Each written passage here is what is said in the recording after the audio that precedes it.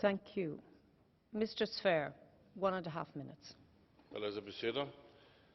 Spoštovana varuhinja, pravzaprav vsako leto sprejemamo to poročilo v obliki resolucije Evropskega parlamenta. Ne dvomim, da dobro opravljate svoje delo, kot moji kolegi. Že sam naziv organa pa na prvi pogled veliko obeta, Evropski varuh človekovih pravic. Toda želim poudariti, da pri tem ne gre za ustrezen naziv. Varuh ni niti vseevropski, niti nima dovolj pristojnosti za varovanje človekovih pravic v Uniji.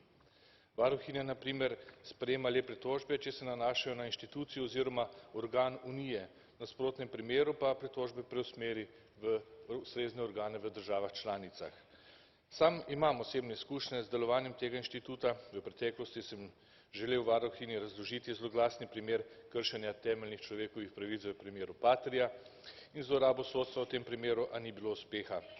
Varuhinja je v okviru svojih pristojnosti namreč ugotovila, da se ta primer ne dotika prava Unije.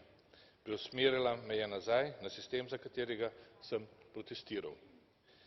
Morda ni na tem mestu vprašanje, ali takšnega varuha s takšnimi pooblastili sploh potrebujemo, verjetno ga. Toda razmisliti bi morali o pravem celovitem evropskem varuhu temeljnih človekovih pravic v okviru EU, ki bo imel dovolj pristojnosti, da bo reagiral, kadar bo šlo tudi za najbolj eklatantne kršitve pravic državljank in državljanov Evropske unije. Hvala lepa.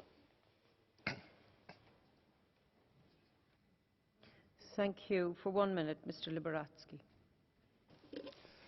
Dziękuję bardzo pani przewodnicząca, panie wiceprzewodniczący Timmermans, pani ombudsman. Debatujemy nad dobrym sprawozdaniem, które oprócz tego, że jest dobre, to jest prawdziwe. Po